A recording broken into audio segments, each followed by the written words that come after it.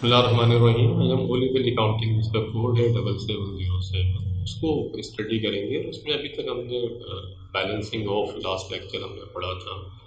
जो कुछ हमने पढ़ा है, अकाउंटिंग पढ़ी, अकाउंटिंग का डिफरेंस पढ़ा, बुक कीपिंग से अकाउंटिंग इक्वेशन हमने पढ़ी, इन्वेंट्री को हमने देखा, एक्सपेंसेस एंड रेवेन्यूज़ को देखा, रिकॉर्डिंग देखी, लेजर अकाउंट्स देखे, लेजर अकाउंट्स को बैलेंस कैसे करते हैं हमने वो देखा। आज हम बात करते हैं ट्रायल बैलेंस की। This is very important. हम जब किसी कंपनी के स्टेटमेंट ऑफ फाइनेंशियल पोजीशंस और इनकम स्टेटमेंट यानी उसकी ओवरऑल हम पोजीशन देख रहे होते हैं किसी कंपनी की कि उसने क्या करा एक सर्टेन पीरियड के अंदर, तो उसके लिए फिर ये जो बैलेंसिंग हम कर रहे होते हैं एक इम्पोर्टेंट स्टेटमेंट बनाते हैं जिसे हम ट्रायल बैलेंस कहते हैं। और ट्रायल बैलेंस कहाँ से बनता है? लास्ट लेक्चर अगर आपने मेरा देखा हो, नहीं देखें तो आप प्राचीन अकेडमी के यूट्यूब चैनल की प्लेलिस्ट पे जाएँ, आपको फोल्डर मिलेगा, उस फोल्डर में वो लेक्चर्स आपको मिलेंगे।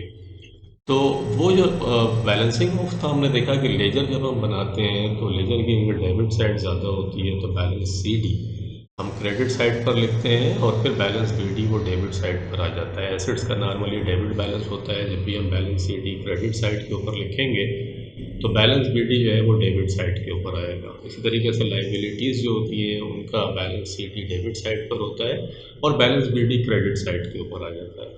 तो ये बैलेंसिंग ऑफ के अंदर हमने बहुत डिटेल से पढ़ा। अब हम इसी सिलसिले को थोड़ा सा आगे बढ़ाते हैं और इसको देखते हैं कि ठीक है, ट्रायल बैलेंस के अंदर क्या होगा। अभी जो आप बैलेंसिंग कर कर आ रहे हैं उस बैलेंसिंग के अंदर आपने देखा कि नॉर्मली जो डेबिट साइड होती है वो इक्वल टू किसके होती है, जितने टोटल अकाउंटिंग इक्वेशन भी हमने पढ़ी थी जिसमें हमने देखा था कि assets is equal to liabilities plus capital, और ये दोनों इक्वल होते हैं हमेशा। ये भी हम अभी पढ़ कर आए, तो वो हमेशा याद रखिएगा कि और डेबिट और डबल एंट्री सिस्टम जो मैंने पढ़ाया था उसके अंदर बड़ी डिटेल से हमने पढ़ा कि जो डेबिट साइड होगी वो हमेशा इक्वल होगी किसके, डेबिट साइड बराबर किसके होगी, क्रेडिट साइड के होगा।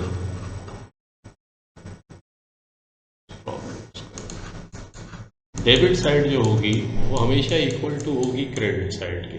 तो debits are always equal to credits, कि वो हमेशा क्रेडिट्स के इक्वल होंगी। ये हम पढ़ कर आ रहे हैं डबल एंट्री सिस्टम में। यहाँ से अगर हम ये करते हैं कि वो जो लेजर हमने जितने भी बनाए हैं, जिन्हें हम टी अकाउंट्स कहते हैं, वो लेजर जितने भी हमने बनाए हैं, जैसे ये हम एग्जाम्पल के तौर पर हम देखते हैं परचेजेस का लेजर है। परचेजेस के लेजर के अंदर डेबिट साइड आपकी 994 से आप देख रहे होंगे डेबिट है, और इसका हमने क्योंकि कोई हमने अभी तक हमने ख़रीदा तो है लेकिन इसकी कोई क्रेडिट नहीं करा हमने इसको। और परचेजेस को जब क्रेडिट करते हैं जब ऑनर पर्सनल यूज़ के लिए उसको लेकर जाता है, तो क्योंकि ये नहीं हुई है इसलिए बैलेंस सी डी आपने देखा कि $994 का बैलेंस सी डी जो है वो आपके पास आ गया है, क्योंकि डेबिट साइड की और balance C D credit side के ऊपर है, तो नेक्स्ट मंथ के अंदर ये balance B D debit side के ऊपर आ गया, आप देख रहे हो।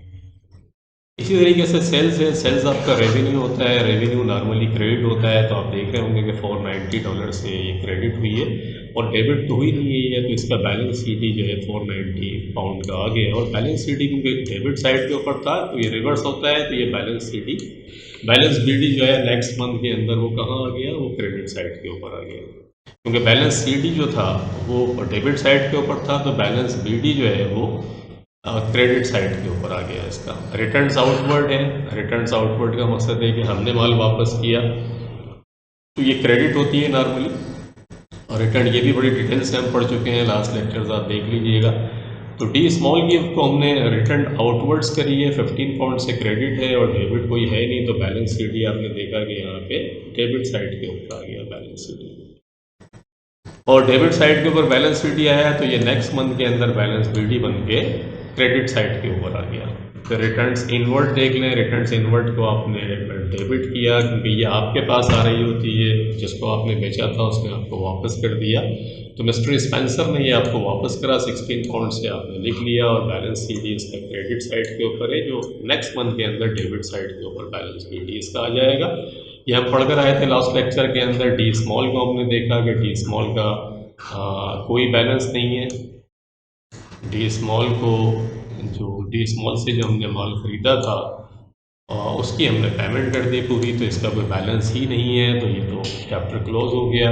ये लायन एंड सन्स का हमने देखा है कि इसको हमने 624 पाउंड का हमने माल खरीदा था और ये पूरे का पूरा बैलेंस है, हमने इसको पेमेंट नहीं करी और ये क्रेडिट साइड के ऊपर बैलेंस रेडी बन के आ गया। एज हब्स को हमने देखा था कि ये पेमेंट हो गई पूरी इसकी। ये लास्ट एग्जाम्पल हम कर चुके हैं। ये एम स्पेंसर था, एम स्पेंसर को हमने देखा कि एम स्पेंसर के अकाउंट को हमने क्रेडिट किया और फिर डेबिट किया हमने सेल्स की वजह से। तो बैलेंस सीडी इसका क्रेडिट साइड के ऊपर है, जो नेक्स्ट मंथ के अंदर बैलेंस बीडी बन के डेबिट साइड के ऊपर आ जाएगा। इसी तरीके से फिर हमने कैश को देखा कि कैश की चीज़ें आप देख रहे होंगे 444 पाउंड से कैश आपके पास आया और आपके पास जो पेमेंट हुई है इतनी हुई है और बैलेंस सीडी 90 पाउंड का आपके पास आ गया और यही बैलेंस सीडी जो है वो बैलेंस बीडी बन गया है। तो ये जितने बैलेंसिंग है, बैलेंसेस वगैरह हैं, जो बैलेंस बीडी जितने भी होते हैं या बैलेंस सीडी आप देख रहे होते हैं, इन सबको हम जिस स्टेटमेंट के अंदर रिकॉर्ड करते हैं लाके, उसे हम ट्रायल बैलेंस कहते हैं। और ट्रायल बैलेंस किस तरीके से होता है ये देखें। ट्रायल बैलेंस के अंदर एक डेबिट साइड होती है, ट्रायल बैलेंस के अंदर एक क्रेडिट साइड होती है। और परचेजेस का कौन सा बैलेंस है, ये मैंने आपको बताया था कि जिस साइड बीडी जिस साइड के ऊपर लिखेंगे वो बैलेंस कहलाएगा। ये बात याद रखिएगा कि बैलेंस बीडी जिस साइड के ऊपर होगा वो बैलेंस कहलाता है। तो बैलेंस बीडी देखें, परचेजेस का कहाँ बैलेंस बीडी आपने किया है, डेबिट साइड के ऊपर बैलेंस बीडी आपने करा है 994 पाउंड से। ये 994 बैलेंस बीडी डेबिट साइड के ऊपर है, ये परचेजेस को हम डेबिट साइड के ऊपर लिखेंगे। ये बड़ा इंपॉर्टेंट है, याद रखिएगा। बैलेंस बीडी जिस साइड के ऊपर आ रहा है उस साइड में ट्रायल बैलेंस जाकर लिखेंगे, ये इंपॉर्टेंट है। This is very important point. देखिए, परचेजेस का बैलेंस बीडी डेबिट साइड के ऊपर था, सेल्स का बैलेंस बीडी क्रेडिट साइड के ऊपर था, रिटर्न्स आउटवर्ड का बीडी क्रेडिट साइड के ऊपर था, रिटर्न्स इनवर्ड का BD balance BD debit side के ऊपर था। लायन एंड सन्स का बैलेंस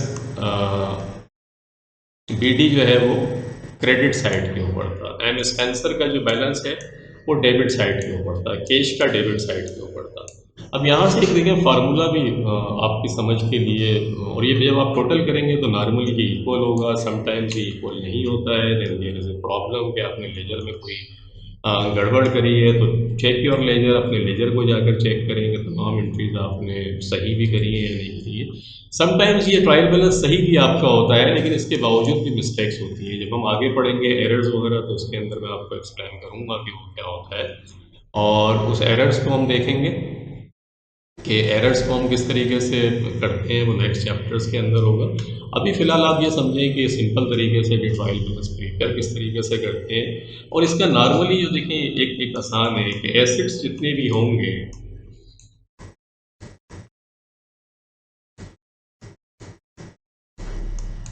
उनका डेबिट बैलेंस होगा, लायबिलिटीज़ जितनी होंगी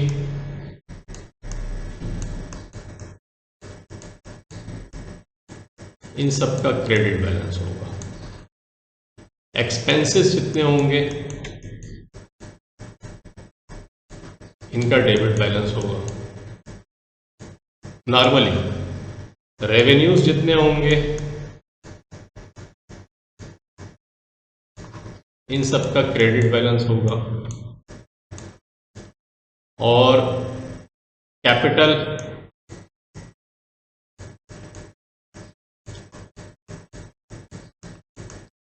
का क्रेडिट बैलेंस होगा।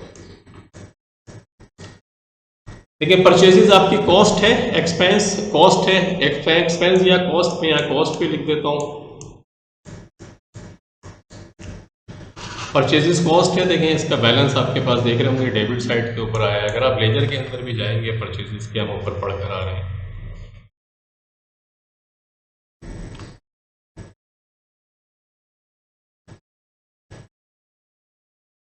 ये देखें डेबिट साइड के ऊपर बैलेंस बीडी नजर आ रहा है, बैलेंस सीडी था और ये बैलेंस बीडी आपने देखा नजर आया 994 पॉइंट जून 1 को।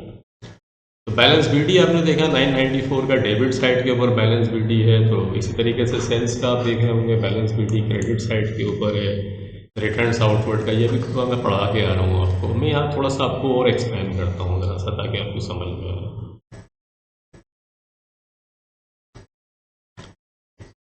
देखिए परचेजेस कॉस्ट है, इसका आप बैलेंस देख रहे होंगे कि डेबिट साइड के ऊपर आपको इसका बैलेंस नज़र आ रहा है। सेल्स रेवेन्यू है, देख रहे हैं आप, क्रेडिट साइड के ऊपर बैलेंस नज़र आया, बैलेंस बीडी आपका क्रेडिट साइड के ऊपर था। रिटर्न्स आउटवर्ड जो है ये परचेजेस रिटर्न है। इन्वेंट्री जब डिक्रीज होती है तो उसको क्रेडिट करते हैं, ये इन्वेंट्री के चैप्टर में मैंने पढ़ाया था, तो देखा आपने उसको क्रेडिट किया, ये क्रेडिट हो गया। रिटर्न्स इनवर्ड, इन्वेंट्री जब इंक्रीज होती है तो कस्टमर जब वापस करता है तो एसेट आपके पास एक तरीके से आ रहा है कि जो माल बेचा था वो वापस हो रहा है, तो रिटर्न्स इनवर्ड जो है एसेट है एक तरीके से, ये डेबिट बैलेंस आ गया। एलाइन एंड सन्स का देख रहे होंगे आप, क्रेडिट बैलेंस है क्योंकि इसको पे करनी है लाइबिलिटी। एम स्पेंसर का डेबिट बैलेंस है और कैश भी आपका एसेट है, डेबिट बैलेंस है। एम स्पेंसर आपका कस्टमर है जिससे पैसा रिसीव करना है, तो ये डेबिट बैलेंस हो गया आपका। तो आपने देखा कि ट्रायल बैलेंस किस तरीके से बनाते हैं, लेजर कैसे बनाते हैं, बैलेंसिंग ऑफ आपने सीखी, ट्रायल बैलेंस बनाना। इसकी बहुत सारी एग्जांपल्स नीचे दी हुई हैं, उनको फिर आप प्रैक्टिस करें, देन यू विल प्रैक्टिस, तो आपकी और आपकी समझ में आएगा। ये ट्रायल बैलेंस एंड एरर्स वगैरह जो है फिर हम ये बाद में कर लेंगे, और इसका बाकायदा चैप्टर है। क्लोजिंग इन्वेंट्री अलबत्ता देख लें कि आपको closing inventory normally trial balance के अंदर इस तरीके से नज़र नहीं आती, और क्योंकि वो डेबिट क्रेडिट नहीं कर रहे होते हैं। ट्रायल बैलेंस इन्वेंट्री के चैप्टर में आप जाकर देखिएगा, मैंने पढ़ाया था कि इन्वेंट्री में इंक्रीज और डिक्रीज होती है तो उसको थ्रू परचेजेज और रिटर्न्स आउटवर्ड और सेल्स और रिटर्न्स इनवर्ड के थ्रू रिकॉर्ड कर रहे होते हैं। तो क्लोजिंग इन्वेंट्री में क्या करते हैं कि फिर इसकी फिजिकल काउंट करते हैं मंथ एंड के ऊपर कि यार फिजिकली इन्वेंट्री कितनी पड़ी हुई है, और वो फिजिकल इन्वेंट्री फिर हम अपने पास इनकम स्टेटमेंट और स्टेटमेंट ऑफ फाइनेंशियल पोजीशन के अंदर लेकर जाते हैं। वो फिर मैं आपको नेक्स्ट पढ़ाऊँगा। नज़र नहीं आ रही आती है ट्रायल बैलेंस में इसलिए कि उसको फिजिकली काउंट करना पड़ता है, वो हम फिजिकली काउंट करके देखेंगे कैसा होगा।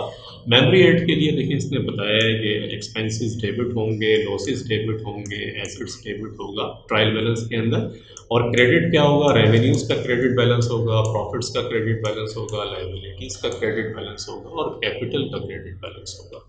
तो ये मैं आपको लॉसेस एंड प्रॉफिट्स इसमें ज़्यादा लिखा हुआ है। एक ही चीज़ है कि लॉसेस एंड प्रॉफिट्स भी देख लें, हम पीछे पढ़ते आ रहे हैं, ये भी मैंने पढ़ाया है। तो होप आपकी समझ में आया होगा इंशाल्लाह कि ट्रायल बैलेंस किस तरीके से बनाते हैं, फिर हम इसी सिलसिले को आगे बढ़ाएंगे। Thank you very much for watching the video. अल्लाह हाफिज़।